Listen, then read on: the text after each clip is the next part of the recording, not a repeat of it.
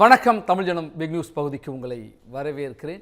திமுகவில் கரைகின்றனவா அதனுடைய கூட்டணி கட்சிகள் என்றுதான் இன்றைக்கு நாம் பேசியிருக்கிறோம். நம்மோடு அதிமுகவுடைய செய்தி தொடர்பாளர் ரவிராஜா குழந்தைவேல் இணைந்திருக்கிறார். வணக்கம். வணக்கம். அதிமுகவுடைய பொதுச் செயலாளர் எடப்பாடி பழனிசாமி மக்களை காப்போம், தமிழகத்தை மீட்போம் என்று ஒரு பிரச்சார பயணத்தை தொடங்கியிருக்கார். அந்த பயணத்தில் நேற்று தஞ்சாவூரில் பேசுகிறப்ப திமுகவில் இருக்கிற கூட்டணி கட்சிகள் நீங்கள் உங்களை காப்பாற்றிக்கிங்க, குறிப்பாக விடுதலை சிறுத்தைகள் கட்சியை கொஞ்சம் கொஞ்சமாக திமுக விழுங்கி கொண்டு இருக்கிறது, பாதி விழுங்கிட்டாங்க, முழுதும் விழுங்கிடுவாங்க, எச்சரிக்கையாக இருங்க அப்படின்னு பேசியிருக்கிறார். அதற்கு விசிகாவுடைய தலைவர் திருமாவளவனும் ஒரு கருத்தை சொல்லியிருக்கிறார். நீங்கள் ஒரு கூட்டணியை ஒத்த கருத்தோடு திமுகவே ஆட்சியிலிருந்து அகற்ற வேண்டும் என்று நாங்கள் கூட்டணி அமைச்சிருக்கோம்னு சொல்கிறீங்க. இப்போ நீங்கள் கூட்டணி அமைச்சு பிரச்சாரத்தை தொடங்கி விட்டதுக்கு பிறகு எதிர்முகாமில் இருக்கிற கூட்டணி, அந்த எதிர்முகாம் கூட்டணி கட்சிகளை குறித்து ஒரு கருத்தையே முன்வைக்கிறீங்க, அவங்களுக்கு ஒரு எச்சரிக்கையை கொடுக்குறீங்க. அது அக்கறைன்னு எடுத்துக்கிறதா, அரசியல்னு எடுத்துக்கிறதா? அக்கறை தான். அதாவது ஒரு கட்சி மிகப்பெரிய போராட்டத்துக்கு பின்னு தான் ஒரு கட்டத்தை அடைகிறாங்க. அந்த கட்டங்கள் அடைந்து அடுத்தடுத்த நிலைக்கு போகும் பொழுது எதிர்கட்சியாக இருந்தாலும் ஆளுங்கட்சியாக இருந்தாலும் நம்ம அதோடைய வளர்ச்சியை ஒரு அரசியல் நோக்கராக பார்க்கும் பொழுது அவங்க வளர்ச்சி எந்த அளவுக்கு போகுது அப்படின்னு நம்ம பார்க்குறோம். அதே நேரத்தில் அவங்க தன்னை கட்டமைப்பதற்காக ஒரு கூட்டணியில் கொண்டு போய் சேர்த்துக்கிட்டு அந்த கூட்டணிக்கிட்ட படாத பாடுபட்டு சிரமப்பட்டு வெளியே வர முடியாமல் ஒரு நசுக்கக்கூடிய ஒரு இடத்துல எவ்வளோ ஒரு கதறாங்க அப்படிங்கிறத மக்கள் எல்லாரும் பார்த்துட்ருக்காங்க. அதாவது விரும்பி சேருகிற கூட்டணி ஒன்று இருக்குது. இது விரும்பாமல் சேர்ந்து ஒரு கட்டாயப்படுத்தி கத்தி முனையில் கொண்டு போய் ஒரு கூட்டணி சேர்க்குற மாதிரி தான் இப்போ திமுக கூட்டணியில் இருக்காங்க. கட்சிகள் அந்த மாதிரி கட்டாயத்தின் பேரில் தான். இல்லைன்னா நான் என்ன சொல்கிறேன், இயல்பாக தங்களுடைய பணிகளை தங்கள் அலுவலகத்திலிருந்து பணியாற்ற வேண்டிய அந்த தனிப்பட்ட கொள்கைகள் குறிக்கோள்கள் வைத்திருக்க கட்சிகள் தினம் தினம் அறிவாலயத்தில் அட்டண்டன்ஸ் போட்டு கியூ குட்டி நின்று மைக்கில் பேசிட்டு போகணுங்கிற ஒரு கட்டாயத்தை அவங்க பின்னால் துணிச்சிருக்காங்கங்கிறத இந்த தமிழ்நாடு முழுவதும் மக்கள் எல்லாரும் பார்த்துட்டே இருக்காங்க. இவர்களுக்குன்னு ஒரு முகவரி இருக்குது, இவர்களுக்குன்னு ஒரு அலுவலகம் இருக்குது, இவர்களுக்குன்னு ஒரு கொள்கை இருக்குது, கோட்பாடு இருக்குது, ஒரு குறிப்பிட்ட தலைவர்களை பின்பற்றி வர்றாங்க. அப்படிப்பட்டவர்கள் ஒட்டுமொத்தமாக சென்று அறிவாலயத்தில் அடிமைகளாக நின்று கொண்டு அங்கே பேட்டி கொடுத்து அட்டண்டன்ஸ் போட்டு கொள்கை கூட்டணி, குடும்ப கூட்டணி, பாச கூட்டணி, பகுத்து கூட்டணி, அந்த கூட்டணி, இந்த கூட்டணி எல்லாம் சொல்லிட்டு இருக்காங்க. அப்படி சொல்ல வேண்டிய நிர்பந்தம் எங்கிருந்து உங்களுக்கு வரப்படுகிறது? ஏன் அதற்கு அடிபணிய வேண்டிய கட்டாயம் என்ன? அப்போ நீங்கள் தாழ்த்தப்பட்ட மக்களுக்காக ஒரு கட்சி ஆரம்பித்து அந்த மக்கள் சமுதாயத்தை உயர்த்த வேண்டும் என்கிற எண்ணத்தோடு நீங்கள் பணியாற்றதா சொல்கிறீங்க. அப்படி பணியாற்றுகிறவர்கள் ஒரு குறிப்பிட்ட கட்சிக்கு அடிமையாக இருக்க வேண்டிய அவசியம் என்ன அப்படிங்கிற கேள்வி எழுகிறது. அப்போ தனித்தன்மையோடு இருக்கக்கூடியவர்கள் கூட்டணியில் அரசியல் காரணங்களுக்காக நீங்கள் தேர்தலுக்காக கூட்டணி வைக்கிறீங்க. ஆனால் உங்கள் கொள்கைகளை, உங்கள் கோட்பாடுகளை அடகு வைத்து கொண்டு நீங்கள் அவர்களிடம் அடிமையாக இருக்க வேண்டிய அவசியம் என்ன? உங்களுடைய கட்சியுடைய கொடியை ஏற்றுறதுக்கு அங்கே பர்மிஷன் கொடுக்க மாட்டேறாங்க. மாநாடு போட்டிங்கன்னா அதுக்கு பர்மிஷன் கொடுக்க மாட்டேறாங்க. ஆனால் நீங்கள் இருக்கிறது கூட்டணி கட்சியான திராவிட முன்னேற்ற கழகம். திராவிட முன்னேற்ற கழகம் ஆண்டு கொண்டிருக்கிறது. அந்த அனுமதி கொடுப்பதற்கு உங்களுக்கு எதிர்கட்சியாக இருக்கக்கூடிய வேற கட்சிக்கு கேட்கல, உங்கள் கூட்டணியில் இருக்கிற கட்சிக்கு தான் கேட்குறீங்க. கூட்டணியில் இருக்கிற கட்சியே அங்கே போய் குமுறுகிறது, புரளுகிறது, அடம்பிடித்து அழுகிறது, ஆனால் அனுமதி கிடைக்கவில்லை. இதைவிட கேவலம் அந்த கட்சியில் பணியாற்றி அந்த கட்சியை ஜெயிக்க வைத்த உங்களுடைய கட்சி தொண்டர்கள் என்ன நினைப்பார்கள்? நம்ம தலைவர்கள்லாம் கொண்டு போய் நம்ம இருக்கிற இதெல்லாம் கொண்டு போய் அங்கே அடமானம் வச்சு, நம்மளையும் சேர்த்து அடமானம் வச்சு இந்த மாதிரி ஒரு கேவலமான நிலையை உருவாக்கிட்டாங்கன்னு நினைக்க மாட்டாங்களா? நீங்கள் ஒரு தனிப்பெரும் தலைவர்களாக உருவாகுவதற்கு யார் காரணமாக இருந்தார்கள் என்ற கடந்த கால வரலாற்றை கொஞ்சம் திரும்பி பார்க்கணும். உங்களுக்கு ஒரு அங்கீகாரம் கிடைப்பதற்கு புரட்சி தலைவி அம்மா அவர்கள் எந்த அளவுக்கு உங்களுக்கு சப்போர்ட் பண்ணாங்க. அப்போ எப்படி அந்த கட்சியை நிலைநிறுத்தினீர்கள்? நீங்கள் எப்படி நிலைநிறுத்தினீர்கள் அந்த கட்சியை? இப்போ மதிமுக எடுத்துக்கொள்ளுங்க, இவங்களை எடுத்துக்கோங்க. இவங்களெல்லாம் பார்க்கும் பொழுது ஒரு கட்சியாக போராளியாக போராடி கொண்டிருந்த போது ஒரு பெரிய பெருமிதமாக இருந்தது. அதே அந்த போராளிகள் ஒரு மிகப்பெரிய ஒரு சாம்ராஜ்யத்தில் போய் சரண்டர் ஆகி கொத்தடிமைகளாக இருக்கும் பொழுது இந்த போராளி எப்படி கொத்தடிமையானான்னு இந்த கதையை மக்கள் எல்லாரும் பார்க்க ஆரம்பித்து விட்டார்கள். மிகப்பெரிய முழக்கம் முழங்கி கொண்டிருந்த இவர்கள் எப்படி உருண்டு போய் அங்க நின்றுட்டு இருக்காங்க? ஏன் அடிமை சாசனம் எழுதி கொண்டு அதீத விமர்சனமா வைக்கிறீங்களா? அதீத விமர்சனம் இல்ல, நிதர்சனமான விமர்சனம். இவர்கள் தனித்தன்மை இழந்து, தன்மானத்தை இழந்து எப்பொழுது அறிவாலயத்தில் போய் நீங்க லைன் கட்டி நின்று பேச ஆரம்பிச்சீங்களோ அன்னைக்கே கதை முடிஞ்சு போச்சு. நீங்க எல்லா வித நிகழ்வுகளுக்கும் இவர்கள் போக வேண்டும் என்று கட்டாயம் இருக்கிறது. அந்த நிகழ்வுகளுக்கு இவர்கள் விரும்பினாலும் விரும்பாவிட்டாலும் போய்த்தான் ஆக வேண்டும். இன்று பாருங்க ஒரு நிகழ்வு, ஒரு நியூஸ் வந்திருக்கு. அதில் பார்த்தீங்கன்னா கங்கை கொண்ட சோழபுரம் இந்த நிகழ்வில் அவரை இதில் போட்டிருக்காங்க, பத்திரிகையில் போட்டிருக்காங்க. இந்த இதில் போடலை, உங்களுக்கு பேப்பரில் போடலை, செய்தித்தாள்களில் போடலை, அதில் புறக்கணிச்சிருக்காங்க. இதை ஃபாலோ பண்ணுறவங்க ஏன் அதை ஃபாலோ பண்ணல? அப்போ எங்கே முக்கியத்துவம் கொடுக்கிறார்கள், எங்கு நிராகரிக்கிறார்கள், ஏன் நிராகரிக்கிறார்கள்? ஒட்டுமொத்த மக்களுக்கு சென்றடையக்கூடிய செய்தித்தாளில் உங்கள் பெயர் நிராகரிக்கப்படுகிறது. குறிப்பிட்ட நபர்களுக்கு செல்ல வேண்டிய பத்திரிகையில் ஒரு 1000 பேருக்கோ ஒரு 5000 பேருக்கோ 2000 பேருக்கோ போகக்கூடிய பத்திரிகையில் உங்க பேர் இருக்கிறது. யாருடைய பேர் சொல்றீங்க? இவர் திருமாவளவனுடைய பேர். அது வெளிப்பட்டிருக்கு, இன்னைக்கு வெளிப்பட்டு தெளிவாக போட்டிருக்காங்க, 2 போட்டோவும் போட்டிருக்காங்க. அதாவது பத்திரிகையில் பேரடிக்கிறது ஒரு விதத்தில் உங்களை திருப்திப்படுத்துற மாதிரி, அது ஒரு குறிப்பிட்ட சின்ன வட்டத்திற்குள்ளார உங்களை முடித்து விடுகிறார்கள். பெரிய வட்டமான செய்தித்தாள்களில் மக்களை சென்றடைய வேண்டிய செய்திகளை உங்களை புறக்கணிக்கிறார்கள். அப்பொழுது உங்களை வளர்ப்பது போல ஒரு தோற்றம் இருந்தாலும் ஒரு பக்கம் நசுக்கிக் கொண்டிருக்கிறார்கள் என்பதைத்தான் அண்ணன் இபிஎஸ் அவர்கள் தெள்ள தெளிவாக சொல்லியிருக்கிறார்கள். மிகப்பெரிய திமிங்கலத்தோடு நீங்கள் பயணிக்கிறீர்கள். அந்த திமிங்கலம் வாயை திறப்பது மூச்சு விடுவதற்காகவா, இல்லை மூச்சு பெறுவதற்காகவா, இல்லை இந்த குட்டி குட்டி மீன்களை முழுங்குவதற்காகவா என்பதை தயவுசெய்து புரிந்து கொள்ளுங்கள் என்பதற்காகத்தான் அவர் அவ்வளோ அழகாக சொல்லியிருக்காரு. அதனால ஒரு கட்சியை அழித்து நாங்கள் சந்தோஷப்பட வேண்டிய அவசியம் எங்களுக்கு இல்லை. அப்ப அந்த கட்சியின் மீதான அக்கறை தான். நாங்க என்ன சொல்றோம், புரட்சி தலைவர் அம்மாவால தானே உங்களுக்கு அங்கீகாரம் கிடைத்தது. அப்ப எந்த கட்சி இது? அகில இந்திய அண்ணா திராவிட முன்னேற்ற கழகம் தானே. அதே கட்சியில இருந்து தானே இபிஎஸ் அவர்கள் பேசிக் கொண்டிருக்கிறார். அப்பொழுது எப்படி உங்களை பார்த்து பொறாமப்படுற அளவுக்கு நீங்க எங்களை விட பெரிய கட்சியா? நான் சொல்ல வர்றது, நான் கேட்க வந்தது என்ன அப்படின்னாக்கா, அப்ப நீங்க அக்கறையில சொல்றீங்க அப்படின்னா எதிர்முகாமில் இருக்கிற ஒரு கட்சியின் மீது நீங்க அக்கறைப்படுவது ஒரு நட்பு ரீதியாகத்தான். அதாவது நீங்க யாரையும் கட்டாயப்படுத்தி ஒரு கூட்டணியில் கொண்டு வந்து திணிப்பதோ புகுத்துவதோ அவசியம் எங்களுக்கு இல்லை. காரணம், எங்களுடைய இயக்கம் 53வது ஆண்டில் வெற்றி நடை போட்டுக் கொண்டிருக்கிறது. சரிங்களா? இதற்கு நடுவே 31 ஆண்டுகள் தமிழகத்தை ஆண்ட இயக்கம். அது மட்டுமல்லாமல் 2 முறை 10 ஆண்டுகள் தொடர்ச்சியாக புரட்சி தலைவர் இருக்கும் பொழுது 77 87 வரை, அம்மா அவர்கள் இருக்கும்போது 11 இருந்து பார்த்தீங்கன்னா 21 வரை போயிருக்கு. அப்புறம் 26 வரைக்கும் இவர் வந்திருக்காரு. இது 24 21 வரைக்கும் இவர் வந்திருக்காரு. அதுக்கப்புறம் எக்ஸ்டெண்ட் ஆகி, பட் அந்த ஆட்சி தொடர்ந்து 10 வருடம் இருந்திருக்கல. 11 இருந்து 21 வரைக்கும் இருந்திருக்கு இல்லையா? அம்மா கால சூழ்நிலை காரணமாக 2016 மரணம் அடைகிறார்கள். அதுக்கப்புறம் தொடர்ந்து இது பண்றாரு. பட் அந்த கட்சி, அந்த ஆட்சி தொடர்ந்து 10 வருடம் வந்திருக்கிறது அல்லவா? புரட்சி தலைவர் இருக்கும்போது 10 வருடம் வந்திருக்கிறது அல்லவா? அப்ப மக்களின் ஏகோபித்த ஆதரவை பெற்றால்தான் அந்த தொடர்ச்சியான இதை பண்ண. இதற்கு முன்பு திமுக எப்பொழுதாவது 10 வருடம் வந்திருக்கிறது என்ற சரித்திரத்தை காட்ட முடியுமா என்று கேட்டால் கண்டிப்பாக இருப்பதற்கு வாய்ப்பே இல்லை. இவ்வளவுக்கு இது பண்ணி சப்போர்ட் பண்ணிட்டு இருக்கிற திருமாவளவன் அவர்கள் ஆதவ அர்ஜுனா பிரச்சனையில் எப்படி கசங்கி அவஸ்தைப்பட்டார் சொல்லுங்க. இல்ல ஆதவ அர்ஜுனா முதல் எங்கிருந்து வந்தார்? திமுகவில இருந்து திருப்பி அனுப்பப்பட்டார். திருப்பி வந்தார். வந்த உடனே எந்த ஒரு தொண்டனுக்காவது மாநில அளவில் பொறுப்பு உடனடியாக வழங்கப்படும் என்றால் அது தகுதியின் அடிப்படையில், திறமையின் அடிப்படையில், விசுவாசத்தின் அடிப்படையில் உங்களுக்கு வழங்கப்பட்டது என்று சொன்னால் திருமாவளவன் கட்சியில் இருக்கக்கூடிய தொண்டன் ஏற்றுக்கொள்வானா? நிச்சயமாக ஏற்றுக்கொள்ள மாட்டார். அப்ப பணத்தையும் பகட்டையும் பார்த்து ஒரு பதவியை கொடுக்கக்கூடிய இயக்கம் எப்படி ஒரு ஒடுக்கப்பட்ட சமுதாயத்துக்கான இயக்கமாக இருக்க முடியும் சொல்லுங்க? நீங்க அப்ப என்ன பண்ணிருக்கணும்? நீங்க ஆதவ அர்ஜுனாவா இருந்தா என்ன, யாரா இருந்தா என்ன, இன்னும் 10 வருஷம் கழிச்சுதான் உனக்கு ப்ரொமோஷன் ஸ்டெப் பை ஸ்டெப்பா தான் வரும் அப்படின்னு சொல்லியிருந்தீங்கன்னா நீங்க ஒரு நல்ல இயக்கம் நடத்திட்டு இருக்கீங்கன்னு அர்த்தம். வந்த உடனே நீங்க ரத்தன கம்பளம் விரித்து கோடீஸ்வரர்களுக்கு உடனே புகழாரம் சூட்டி மாலை போட்டு பதவி கொடுக்கிறீர்கள் என்றால் ஒடுக்கப்பட்ட சமுதாயத்தை சேர்ந்தவர்கள் இயக்கம் என்று சொல்லிக்கொண்டு பேசுவதற்கு என்ன முகாந்திரம் இருக்கிறது? சரியா? இப்ப அது அரசியல் அழைப்பு இல்லை, கூட்டணிக்கான அழைப்புலாம் இல்லை. இல்ல, நான் என்ன சொல்றேன், அவர்கள் எங்கள் கருத்தை ஒத்த கருத்து உடையவராக இருந்தால், எங்களுடைய கருத்து என்னவென்றால் திமுக ஆட்சி அகற்றப்பட வேண்டும் என்பது எங்களுடைய கருத்து. கொள்கைகள் ஒவ்வொரு கட்சிக்கும் ஒன்னொன்னு இருக்கலாம், கோட்பாடுகள் ஒன்னொன்னு இருக்கலாம். குறிக்கோள் திமுகனால் தமிழகம் பாதிக்கப்படுவதிலிருந்து மீட்க வேண்டும் என்ற உயரிய கருத்தில் ஒத்த கொள்கைகளுடையவர்கள் எங்களோடு கூட்டணிக்கு வரலாம். அதில் விருப்பம் உள்ளவர்கள். நாங்கள் யாரையும் கட்டாயப்படுத்தி கூப்பிட வேண்டிய அவசியமே இல்லை. காரணம், அண்ணா திராவிட முன்னேற்ற கழகத்திற்கு தனித்து ஆட்சி அமைத்த வரலாறு, சரித்திரம் இருக்கிறது. நாங்கள் யாரிடமும் போய் ஸ்டாலின் மாதிரி வீடு வீடா போய் கதவை தட்டி உறுப்பினர் சேர்த்து கட்சியை பலப்படுத்த வேண்டிய நிலையோ இல்லை. இப்ப நாங்கெல்லாம் பாத்தீங்கன்னா 2 கோடி தொண்டர்கள் இருக்கிறார்கள் என்று பகிரங்கமாக சொல்லிக் கொண்டிருக்கிறோம்.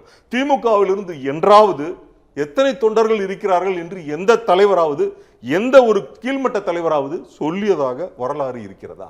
கண்டிப்பாக வரலாறு இல்லை. காரணம், அந்த சீக்ரெட்டை வந்து வெளியில் டிஸ்க்ளோஸ் பண்ணிட்டாங்கன்னா கண்டிப்பாக அந்த கட்சிக்கு கூட்டணிக்கு யாரும் வரமாட்டாங்க. ஒரு பெரிய விஷயம் இருக்கிற மாதிரி ஒரு இமேஜ் பில்டப் பண்ணிட்டு கொண்டு போயிட்டு இருக்காங்க. அதே நேரத்தில் கூட்டணி இல்லாத ஒரு அரசாங்கத்தை அமைத்ததாகவோ அமைப்பதற்குண்டான முயற்சி எடுத்ததாகவோ அதற்குண்டான திறன் உள்ளதாகவோ என்றுமே திமுக தன்னை வெளிப்படுத்தி கொண்டதே கிடையாது. கூட்டணி இல்லாமல் கொள்ளையடிக்கவும் செல்வதில்லை, அரசியலுக்கும் செல்வதில்லை, தேர்தலுக்கும் செல்வதில்லை. ஆனால் நீங்கள் அங்கே இருக்கிற கூட்டணி கட்சிகளை பார்த்து சொல்கிறது அக்கறையில் அப்படின்னு சொல்கிறீங்க. ஆமாம். ஆனால் குறிப்பாக நீங்கள் சொன்ன விசிகாவுடைய தலைவர் திருமாவளவன் என்ன சொல்கிறாரு அப்படின்னா, நாங்கள் அதாவது விசிகா என்ன சொன்னுச்சுன்னா, நாங்கள் ஒரு நட்புணர்வு அடிப்படையில் ஒரு கருத்து சொன்னோம், சுட்டி காட்டணும். அதை நீங்கள் இபிஎஸ் வந்து திருச்சி சொல்கிறாரு அப்படிங்கிற. ஏங்க, எங்களுக்கு திரித்து சொல்வதற்கோ இல்லை இந்த பிட்டு பேப்பர் வச்சு படிக்கிறதுக்கோ எங்களுக்கு அவசியமே இல்லை. எங்களுடைய தலைவர் மக்களோடு உரையாற்றும் பொழுது அது எழுச்சி உரையாகத்தான் இருக்கிறது. அங்கே எங்கேயாவது பார்த்தீங்கன்னா அவர் பார்த்து படிக்க வேண்டிய அவசியமோ, காரணம் என்னன்னா 4.5 ஆண்டு காலம் ஒரு முதல்வராக இருந்திருக்கிறார். ஒவ்வொரு துறை சார்ந்த திட்டங்களுக்கும் படித்து புரிந்து கொண்டு அதில் ஆய்வு செய்து அதற்கப்புறம் அந்த துறைக்கான உத்தரவை இட்டிருக்கிறார். அதனுடைய முழு அறிவு, அனுபவ அறிவு அவருக்கு இருக்கிறது. அதன் அடிப்படையில் ஒரு வரி சொன்னீர்கள் என்றால் அவர் 100 பக்கத்துக்கு கதை சொல்ற மாதிரி அந்த மொத்த ஸ்டாஃபையும் சொல்லிடுவார். காரணம், அவர் முதல்வராக ஹோம்ஒர்க் பண்ணி தான் அந்த திட்டங்களை பாஸ் பண்ணியிருக்காரு, ஒவ்வொன்றையும் இது பண்ணியிருக்காரு. அதே போல அடுத்த ஒரு அரசாங்கம் ஒரு திட்டத்தை செயல்படுத்துகிறது என்றால் அது கூர்ந்த பார்வையோடு அதில் உள்ள பிளஸ் மைனஸை பார்த்துட்டு அதில் என்ன கமெண்ட் பண்ணணுமோ அதை பண்ண வேண்டிய உயரிய பொறுப்பான எதிர்க்கட்சி தலைவர் பொறுப்பில் இருக்கிறார். அப்படி இருக்கும் பொழுது எந்த திட்டம் நீங்கள் தீட்டினாலும் அந்த திட்டத்தை கூர்ந்து கவனிக்கக்கூடிய ஒரு எதிர்க்கட்சி பொறுப்பான தலைவராக அவர் செயல்பட்டு கொண்டிருக்கிறார். திட்டத்தை செயல்படுத்தும் பொழுது சிறந்த முதல்வராக அதில் உள்ள நுணுக்கங்களை கண்டறிந்து அதில் உள்ள நன்மைகளை மக்களுக்கு சென்றடைவதற்கு எந்த தவறும் நடைபெறாமல் இருப்பதற்கு திட்டம் வகுக்கக்கூடிய ஒரு முக்கிய பங்குதாரியாக இருக்கிறார். அப்படி இருக்கும் பொழுது அவர் யார் சொல்லி கொடுத்து பேச வேண்டும்? எதற்காக அப்படி பேச வேண்டும்? அவருக்கு அந்த அடிப்படை அறிவு இல்லை என்றால் எப்படி 4.5 ஆண்டு காலம் அவர் ஒரு சிறந்த முதலமைச்சராக இருந்திருப்பார்? சொல்லுங்க. 4.5 ஆண்டு காலம் 30,000க்கும் மேற்பட்ட போராட்டங்களை நீங்கள் அறிவிக்கிறீர்கள், அவரை இடைவிடாத தொந்தரவு செய்து கொண்டே இருக்கிறீர்கள். இதற்கு நடுவே இயற்கை சீற்றங்கள் நடந்து கொண்டிருக்கிறது, பேரழிவுகள் நடந்து கொண்டிருக்கிறது. இன்னொரு பக்கம் பார்த்தீங்கன்னா கொரோனாவால உலகமே ஸ்தம்பித்துக் கொண்டிருக்கிறது. அப்படிப்பட்ட நிகழ்வையும் துணிச்சலோடு எதிர்கொண்டு ஒரு இயக்கத்தை நடத்துவது மட்டுமல்லாமல் ஒரு நாட்டை வழிநடத்தி சென்று எல்லா பிரச்சனைகளுக்கும் தீர்வு கண்டு வெற்றிகரமாக 4.5 ஆண்டை கடந்திருக்கிறார். ஒரு சின்ன ஒரு மாற்றத்தில் தான் நீங்க தப்பிச்சு வந்திருக்கீங்க. அது எத்தனை பேர் சேர்ந்து வந்திருக்கீங்க? பல பேர் பயங்கரமான கூட்டணி சேர்ந்து வந்திருக்கீங்க. அதனால நீங்க வந்தீங்க. இல்லைன்னா கண்டிப்பா வந்திருக்க முடியாது. எங்களுக்கும் உங்களுக்குமான வித்தியாசம் மிக சிறிய வித்தியாசம். அந்த சிறிய வித்தியாசத்தில் வந்துவிட்டு நாங்கள் மிகப்பெரிய மாவீரன் என்று மார்தொட்டிக்கிட்டு திரிந்தீர்கள் என்றால் உங்களுக்கு பின்னால் இருக்கக்கூடிய மிகப்பெரிய கூட்டம் என்ன என்பது மக்கள் பார்த்து கொண்டு தான் இருக்கிறாங்க. எங்களுக்கு பின்னால் என்ன இருந்ததுங்கிறது மக்கள் பார்த்து கொண்டு தான் இருக்கிறார்கள். அப்படிப்பட்ட நீங்கள் இவ்வளவு பெரிய கூட்டத்தை வைத்துக் கொண்டு மார்தட்டி கொள்வதற்கு அங்கு ஒண்ணுமே இல்லை. நாங்கள் துணிச்சலாக தனித்து நிற்க தயாரா என்றால் ஒரு நொடியில் எங்களால் பதில் சொல்ல முடியும். திமுகவால் பதில் சொல்ல முடியுமா? கூட்டணி இல்லாமல் வருவேன் என்று சொல்ல முடியுமா? நீங்க சொல்லுங்க. ஒரு நாளைக்கு ஒரு முறையாவது கூட்டணி தலைவர்களை பற்றி பேசுவதும் அவர்களை புகழ்வதும் அவர்களை கூப்பிட்டு வைத்து நிகழ்ச்சிகளை நடத்துவதும் இன்டாக்ட் கூட்டணிங்கிறாங்க. அதுதான் சார் இன்டாக்ட் கூட்டணி. அதாவது இந்த ஃபெவிகால் ஒட்டுதா ஓட்டலையாங்கிறது டெஸ்ட் பண்ணி பார்க்குற மாதிரி தினம் அது ஒட்டுதான்னு பார்த்துட்டே இருக்காங்க. அதே மாதிரி இங்கிருந்து எங்கேயாவது நகர்ந்து விடுவார்களோ என்ற பதட்டமும் பயமும் அவர்களுக்கு அதிகப்படியாக இருக்கிறது. இன்னும் 1 வருட காலம்தான் இருக்கிறது என்ற காலகட்டத்தால் அவர்களுக்கு தாங்க முடியாது. இழுத்து பிடிச்சி வச்சிருக்காங்களா? எல்லாரையும் 101% இழுத்து பிடிச்சி வச்சிருக்காங்க. இப்ப நீங்க பாருங்க, விரைவிலே அவர்களுடைய கூட்டணியில் இருக்கக்கூடியவர்கள் ஒவ்வொருவராக விலகுவதற்குண்டான அனைத்து சமிக்கைகளும் அவர்கள் கொடுத்து கொண்டிருக்கிறார்கள். மதிமுக விலகுவதற்கு 100% வாய்ப்பு இருக்கிறது. அதே போல காங்கிரஸில் இருந்தும் பார்க்குறீங்கன்னா அவங்களும் என்ன சொல்றாங்க, எங்களுக்கு ஆட்சியில் பங்கு கொடுக்க வேண்டும், இப்படி பண்ணணும் அப்படி பண்ணணும் ஒரு ஸ்டேட்மெண்ட் விடுறாங்க. நான் என்ன கேட்குறேன், ஒத்த கருத்துடையவர்கள் வலிமையான கூட்டணியாக இருந்தால் இது போன்ற பேச்சுக்கள் ஏன் வெளியே வருகிறது? அப்படி வருவதற்கு காரணம் என்ன? இதை ஏன் இவர்களால் தடுத்து நிறுத்த முடியவில்லை? இதற்குண்டான பதிலையும் அவர்களால் கொடுக்க முடியவில்லை. இதற்கு காரணம் வலுவிழந்த கூட்டணியின் செயல்பாடுகள் தான் இந்த பேச்சுக்கள். காங்கிரஸ்ல இருந்து பேச்சு வருது, கம்யூனிஸ்ட்ல என்ன சொல்றாங்க, நீங்க கொடுத்த வாக்குறுதிகளை முழுமையாக நிறைவேற்றவில்லை என்று பகிரங்கமாக சொல்கிறார்கள். அதே போல பாத்தீங்கன்னா விடுதலை சிறுத்தைகள்ல நாங்கள் ஏன் பிரதம மந்திரி ஆகக்கூடாது, துணை பிரதம மந்திரி ஆகக்கூடாது, முதலமைச்சர் அப்படின்னா என்ன அர்த்தம்? அந்த லெவலில் போய் அரசியல் எங்கே வந்து நிற்பாங்க? முதலமைச்சர், துணை முதலமைச்சர், அமைச்சர் லெவலுக்கு வந்து நிற்பாங்க. அந்த லெவலுக்கு அவங்களுக்கு ப்ளே பண்ணுறதுக்கு ஸ்டார்ட் ஆகிட்டாங்க. இப்போ இவங்க இதில் பார்த்தீங்கன்னா அந்த துரை வைகோ வந்து வைகோ அவர்களுடைய மகன் வந்து அந்த பேட்டியெல்லாம் கொடுக்கும்போது பார்த்தீங்கன்னா திமுக அமைச்சர்கள் அவரை கதற விட்டு ரசிக்கிற அளவிற்கு ஒரு கொடுமையான கூட்டணியாகத்தான் இருந்தது. அது எல்லாரும் தமிழகத்தில் இருக்க அனைத்து அரசியல் வீடுகளும் எல்லாம் பார்த்து மக்களவை தேர்தல் போது ஆமா என்ன பிரச்சனை வந்ததுன்னு நீங்க பாத்தீங்க இல்லையா? அப்ப நான் என்ன கேட்கிறேன், எந்த பிரச்சனையுமே இல்லாமல் இருந்தால் இவ்வளவு புகை ஏன் வருகிறது? அங்க எங்கேயோ ஒரு இடத்துல நெருப்பு இருக்கிறனால தானே புகை வருகிறது. புகைச்சல் இருக்குங்க, கண்டிப்பாக புகைச்சல் இருக்கு. விரைவில் அது வெளிப்படும், வெடிக்கும். புகைச்சல் இருக்குன்னு நீங்கள் மட்டும் இல்ல, பாஜகவுடைய மாநில தலைவர் நயினார் நாகேந்திரன் தொடர்ந்து சொல்லுவாங்க. கண்டிப்பா சொல்லுங்க. இப்போ அங்கேருந்து சில கட்சிகள் இங்கே வரும்னு சொல்றது, வருவதற்கு வாய்ப்புன்னு சொல்றது, அப்போ வாய்ப்பா உங்க விருப்பமா? அது எங்க விருப்பங்கிறத விட அவங்க எங்களுடைய கொள்கைகளையும் கோட்பாடுகளையும் விரும்பி, நாங்கள் எடுத்துக்கொண்ட முயற்சி விரும்பி, நாங்கள் திமுகவை ஒட்டுமொத்தமாக தமிழகத்திலிருந்து அகற்ற வேண்டும் என்கிற உயரிய கொள்கையோடு இருக்கிறோம் என்பதை புரிந்து கொண்டு அதற்கு ஆதரவாக செயல்படுபவர்களாக இருந்தால், உறுதியான கொள்கை கோட்பாடுகள் உடையவர்களாக இருந்தால் எங்களுடன் பயணிப்பதில் எங்களுக்கு எந்த விதமான கருத்து வேறுபாடும் கிடையவே கிடையாது. அவர்களை வரவேற்கிறோம். அதற்காக யார்கிட்டையும் போய் மண்டிட்டு கெஞ்சி நீ வா நான் வா அப்படின்னு எங்களாம் சொல்லணும்னு எனக்கு அவசியமே கிடையாது. ஏன்னா எங்களுக்கு மிகப்பெரிய சரித்திரம் இருக்கிறது. யார்கிட்ட போய் நாங்கள் கேட்கணும்னாலும் அவங்களை விட எங்களுக்கு உயர்ந்த சரித்திரம் இருக்கிறது. அப்படி இருக்கும் பொழுது எங்களை நாடி வருவதால் அவர்களுக்கு தான் பெருமை. நாங்கள் போய் அவர்கிட்ட கேட்கணும்னு அவசியமே கிடையாது. இப்போ தமிழகத்தை பொறுத்தவரை கடந்த 50 ஆண்டுகளுக்கு மேலே பார்த்தீங்கன்னா திமுக அதிமுகவுக்கு தான், இந்த 2 கட்சி தான் மாறி மாறி இது வந்துட்டு இருக்கு. இதில் பார்த்தீங்கன்னா அதிகப்படியாக ஆண்டது அதிமுக தான். 31 ஆண்டுகள் ஆண்டு இருக்கிறோம். 53 ஆண்டுகளை கடந்து 2 மாபெரும் தலைவர்கள் மறைவுக்கு பின்பும் ஒரு ஒப்பற்ற தலைவராக புரட்சி தமிழர் வந்து ஆட்சி பண்ணிட்டு இருக்காரு, நடத்திட்டு இருக்காரு. வருங்கால 2026 நோக்கி வெற்றி நடை போட்டுக் கொண்டிருக்கிறார். அவருடைய பேச்சு, அவருடைய பிரச்சாரம், அவருடைய விமர்சனம் மக்களால் எந்த அளவுக்கு போற்றப்பட்டு உற்சாகத்தோடு எப்படி கரகோஷம் எழுப்பி எவ்வளவு ஒரு கூட்டம் பாத்தீங்கன்னா அதுவே ஒரு அறிகுறி தானே. சரி, அது பார்க்கலாம். அந்த இந்த பிரச்சார கூட்டத்தில் அவர் பேசுறப்ப தேர்தல் பிரச்சாரத்தையே தொடங்கிட்டாரு.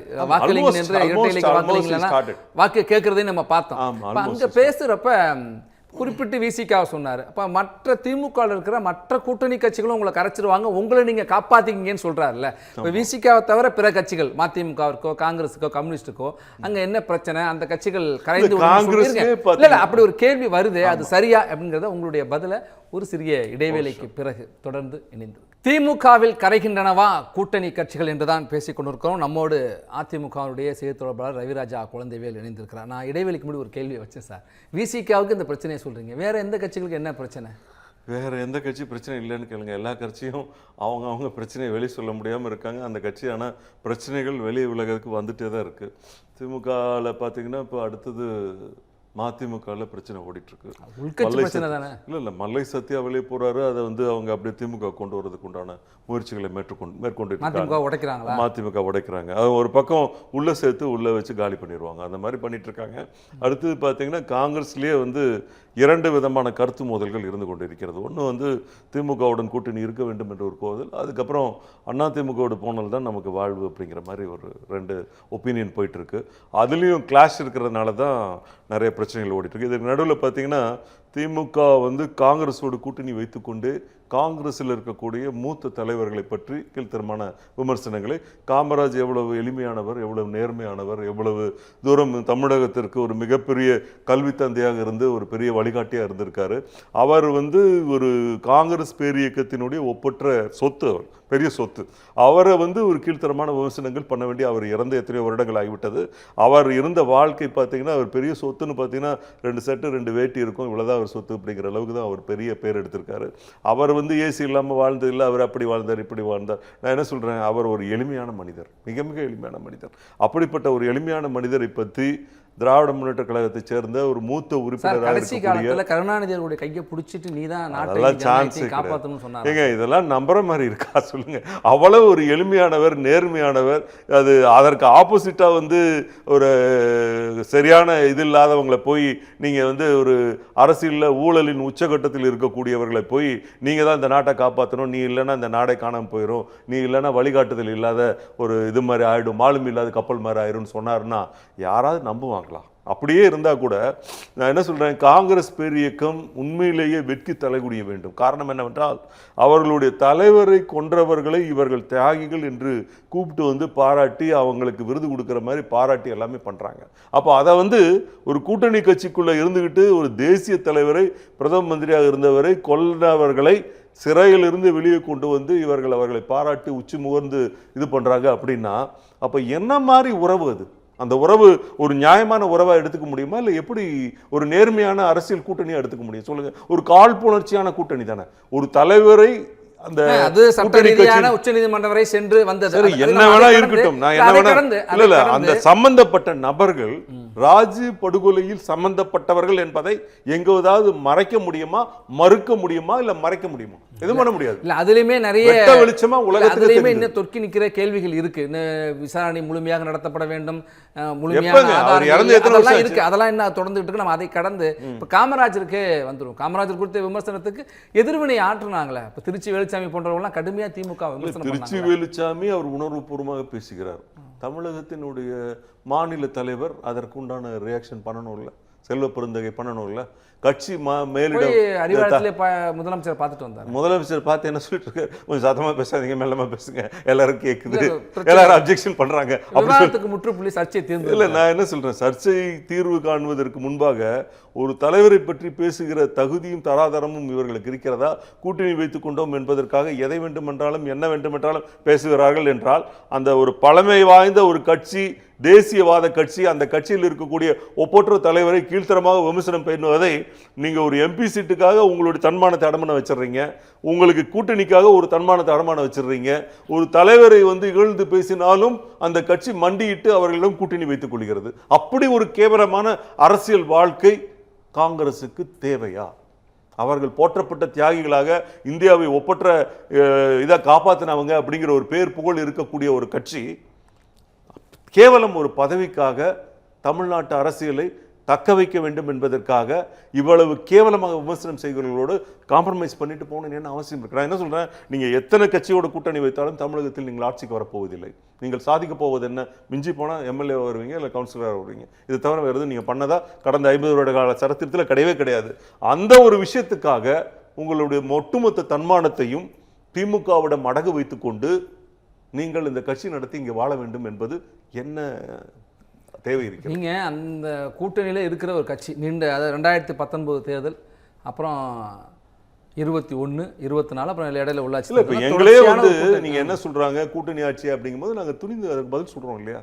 கூட்டணியே இருந்தாலும் அந்த தன்மானத்தை நாங்கள் எங்கேயும் விட்டு கொடுக்கல இல்லையா? நாங்கள் என்ன சொல்கிறோம், தனித்து தான் ஆட்சி அமைப்போம் என்று சொல்கிறோம். நாங்கள் தனித்து பெரும்பான்மையோடு தான் ஆட்சி அமைப்போம் என்று சொல்கிறோம். எங்கேயாவது என்ன சொல்கிறாங்க இவங்க கூட்டணி? அவங்களும் அந்த பக்கம் சொல்லிட்டு இருக்காங்க, நாங்கள் 200 இடங்களுக்கு மேலே வெற்றி பெறுவோம், 36 வரைக்கும் எங்கள் ஆட்சி தாங்க சொல்லிக்கலாம். என்னன்னா 26 தாண்டுமாங்கிறதே ஒரு கேள்விக்குறியாக தான் ஓடிட்டு இருக்கு. இப்போ கடந்த காலங்களில் நிகழ்ந்த நிகழ்வுகள் எல்லாம் பார்த்தா, பிரதம மந்திரி அவர் போய் சந்தித்ததும், டெல்லியில் போய் அவர் பேசியதும், பேச்சுவார்த்தை நடத்தியதும், ஓடோடி சென்று அவர்களிடம் மன்றாடியதும், இந்த உலகமே பிரதமரை பார்க்கறதுல என்ன பெரிய பிரதமரை பார்ப்பது என்பது வேறு. இங்கு இருக்கும் பொழுது ஒன்றிய அரசு என்று கூறிக்கொண்டிருக்கிறார்கள், அங்கு போனவுடன் மத்திய அரசு என்று மாற்றி பேசுகிறார்கள். இங்கு இருக்கும் பொழுது மோடிக்கு கருப்பு பலூன் எல்லாம் விட்டுட்டு இருக்காங்க, அங்க போனோன்னு வெள்ளை கொடி காமிக்கிறாங்க, வெள்ளை கொடை பிடிக்கிறாங்க, எல்லாம் பண்றாங்க. நீங்க ஆகாதுன்னு சொல்றவங்களோட ஒரு உறவு இங்கே வேற மாதிரி வச்சுக்கிறீங்க, அங்கே போனால் வேற மாதிரி உறவு வச்சுக்கிறீங்க. அப்படிப்பட்டவர்களை நீங்கள் ஒரு காரண காரியத்துக்காக ஒரு இதுக்கு போறீங்க, மீட்டிங் போறீங்க. நீங்கள் மீட்டிங் முடிச்சோன்னே கிளம்ப வேண்டியதானே? நீங்கள் எதுக்கு போய் அவர்கிட்ட தொங்கிட்டு இருக்கீங்க? உலகமே பார்த்துது. சந்திரபாபு நாயுடுவும் இவரும் ஸ்டாலின் அவர்களும் மோடியிடம் நின்று கொண்டு பல நிமிடங்கள் பல நேரம் பேசிக்கொண்டு அவர் நெளிந்து உரையாடியதையெல்லாம் பார்த்துட்டு தானே இருந்தாங்க. இங்க வீரவசனம் பேசுறவர் ஏன் அங்கேயும் போய் வீரவசனம்? அதே மாதிரி போகும்போது எய்ம்ஸ் செங்கல் அவரை கொண்டு போக மறந்துட்டாரு. இங்கே தமிழகம் முழுவதும் எடுத்துக்கொண்டு சுற்றிட்டு வந்தாங்கல்ல, மகனும் அப்பாவும் சேர்த்து சுற்றிட்டு வந்தாங்கல்ல, அதை எடுத்துகிட்டு போய் அந்த மீட்டிங்கில் கொண்டு போய் நேராக வச்சு இந்த எய்ம்ஸுக்கு ஒரு விளக்கம் சொல்லுங்கள், எங்களுக்கு ஒரு காரணம் சொல்லுங்கள், எங்களுக்கு ஒரு முடிவு சொல்லுங்கள், இந்த ஒத்தக்கல்ல வச்சுக்கிட்டு எத்தனை நாளைக்கு நாங்கள் டூர் அடிக்கிறது அப்படின்னு கேட்டிருக்கலாம்ல, ஏன் கேட்கல? சரி, அப்போ தேர்தல் நெருங்கிட்டு இருக்கிற சூழல்ல இந்த கூட்டணியை உடைக்கிறதுக்கு சதி செய்கிறாங்க அப்படின்னு திரு இபிஎஸ் சொல்லியிருக்காரு. ஆனால் இந்த தரப்பில் என்ன சொல்கிறாங்களா, இங்கே கூட்டணி இருக்கிற கட்சிகளுக்கு தான் அவங்க அழைப்பு விடுத்துக்கிட்டு இருக்காங்க, இந்த கூட்டணியை உடைக்க அதிமுக தான் முயற்சிக்குது. இல்லை, நாங்கள் யாரையும் போய் அழைத்து சேர்க்க வேண்டிய அவசியம் எங்களுடைய கட்சிக்கு அந்த அளவுக்கெல்லாம் கிடையவே கிடையாது. காரணம் இன்னும் என்னன்னு கேட்டிங்கன்னா, அண்ணா திராவிட முன்னேற்ற கழகத்தை நாடி வந்துதான் எல்லா கட்சிகளும் கூட்டணி அமைத்ததாக கடந்த கால வரலாறுகள் இருக்கிறது. சரியா? இன்னும் 8 மாத காலத்திற்கு மேற்பட்டு இருக்கும் பொழுது இப்பொழுதே எல்லாரும் வந்து ஒன்னா லைன்ல நின்று அங்க இது பண்ணணுங்கிற அவசியம் எல்லாம் கிடையாது. எங்களுடைய பணி மக்களுக்கு நாங்கள் செய்த விஷயங்களை கொண்டு போய் சேர்க்கறதுக்காக நாங்கள் பிரச்சாரம் பண்ணி கொண்டு இருக்கிறோம். ஒரு மாதத்திற்கு முன்பு தேர்தலுக்கு 1 மாதத்துக்கு முன்னாலேயோ 1.5 மாதத்துக்கு முன்னாலேயோ இந்த கூட்டணி சேர்ந்தால் கூட போதும். அது ஒன்றும் அவ்வளோ அவசியம் இப்பவே சேரணும், இப்பவே போய் லைன் கட்டி நிற்கணும், அதெல்லாம் இப்பவே பாருங்க எத்தனை கட்சிகள் வந்து பிரச்சாரத்தை தொடங்கிட்டீங்க. பிரச்சாரத்தை தொடங்குவது என்பது எங்களுடைய வியூகம். அது புரியுதுங்களா? நான் என்ன சொல்றேன், பிரச்சாரத்தை தொடங்க வேண்டும், இப்பொழுதுதான் தொடங்க வேண்டும் என்பது கிடையாது. மக்களை நேரில் சந்திக்கிறோம், மக்களுக்கு நாங்கள் செய்த நன்மைகளை சொல்லுகிறோம். மக்களுக்கு இப்போ ஆளுகிற கட்சி என்ன தீமை செய்து கொண்டு இருக்கிறது, மக்கள் எப்படி ஏமாற்றப்பட்டார்கள், மக்கள் எப்படி நம்பி ஏமாந்தார்கள் என்பதை விளக்கி எடுத்து சொல்லுவதற்கு எங்களுக்கு ஒரு தேவையான காலகட்டம் தேவைப்படுகிறது. அந்த குறுகிய காலகட்டத்துக்குள்ள சொல்லக்கூடிய அளவுக்கு ஒரு குட்டி கதை கிடையாது. இது ஒரு மிகப்பெரிய தொடர்கதை. இந்த தொடர்கதையை சொல்லி முடிக்க வேண்டும் என்றால் எங்களுக்கு அந்த 8 மாத காலங்கள் சரியாக இருக்கும். அதன் அடிப்படையில் இப்பொழுது ஆரம்பிச்சிருக்கிறோம். இந்த சிந்துபாத் கதை மாதிரி பெரிய கதை. திமுகவுடைய ஆட்சி கடந்த 4 காலம் உள்ள வரலாறு, அதை சொல்லி முடிப்பதற்கு யாரு உடைக்க சதி செய்யறாங்க உங்க கூட்டணியை? எங்க கூட்டணி இல்ல. நீங்க நான் என்ன சொல்றேன், நாங்க பிஜேபி கூட கூட்டணி வைக்க கூடாதுன்னு ஒரு வாட்டி சொல்றாங்க, வச்சிட்டீங்கன்னு ஒரு வாட்டி சொல்றாங்க. நாங்க யார் கூட கூட்டணி வைத்தா இவர்களுக்கு என்ன பிரச்சனை? நாங்கள் எங்களுடைய தனிப்பட்ட இயக்கம் திமுகவிலிருந்து பிரிந்து 72 புதிதாக உருவான இயக்கம் தான் அண்ணா திராவிட முன்னேற்ற கழகம். அண்ணா திராவிட முன்னேற்ற கழகத்தை பற்றி திமுக கவலைப்பட வேண்டிய அவசியம் என்ன? எதற்காக இவர்கள் வருத்தப்படுகிறார்கள்? நான் என்ன சொல்றேன், நாங்க போய் காங்கிரஸோட கூட்டணி வைக்கிறோமா இல்ல அவங்களோட கூட்டணியில் இருக்க அவங்களோட கூட்டணி வைக்கிறோமா? கிடையாது. இவர்கள் யாரை வந்து ஒன்றிய அரசு என்று கேவலமாக பேசிக்கொண்டு விமர்சித்துக் கொண்டு அதை கள்ள கூட்டணி வைப்பதற்கு முயற்சி செய்து கொண்டிருந்தார்களோ அவர்கள் எங்களோடு கூட்டணி வைக்கிறார்கள் என்றால் இவர்களுக்கு என்ன வருத்தம்? இவர்கள் தான் ஆகாதுன்னு சொல்றாங்கல்ல, பிஜேபி ஆகாதுங்கிறாங்க. ஆனா ஒட்டுமொத்த இந்தியாவை பிஜேபி ஆண்டு கொண்டு இருக்கிறது. பிஜேபி கிட்ட இருந்து நிதி வேணும் என்றால் இவங்க இங்கிருந்து போய் கேட்பாங்க. இவங்க கேட்டு கிடைக்கலன்னா தமிழகத்திற்கு வர வேண்டிய நிதியை பெறுவதிலே எதிர்க்கட்சி தன்னுடைய பங்கை ஆற்றியதா? நிறைய பகுதிக்கு வந்துட்டு சார், நிறைவா சுருக்கமா ஒரு பிரம்மாண்ட கட்சிங்க வரப்போகுதுன்னு சொல்றீங்களா? அந்த பிரம்மாண்ட கட்சி யார்? எந்த கட்சியாக வேணாலும் இருக்கலாம், அதுக்கு என்ன அவசரம்? இப்போ அதுக்குரிய நேரம் வரும்பொழுது கண்டிப்பாக மக்களுக்கு தெரிவிப்பார்கள். அதை பிரம்மாண்ட கட்சி என்பதின் போது உங்களுக்கு புரிந்திருக்கலாம். புரியாமல் இருந்ததுன்னா விரைவில் விடையை வந்து அவரே சொல்லுவார். அண்ணன் புரட்சி தமிழர் அவர்களே டிஸ்க்ளோஸ் பண்ணுவார் டெஃபினெட்லி வித்தின் ஷார்ட் டைம். அது நிறைய கட்சி மேல அந்த யூகம் வருது. அந்த வியூகம் பல யூகங்களுக்கு வழிவகுக்குது. அதை நீங்க கெஸ் பண்ணிக்கங்க, அதனால ஒன்றும் தப்பு இல்லையா? இன்னும் டைம் இருக்கு இல்லையா? டைம் இருக்கிறனால நீங்க கெஸ் பண்ணிக்கிறது நல்லதுதான், ஒன்றும் தப்பு இல்லை.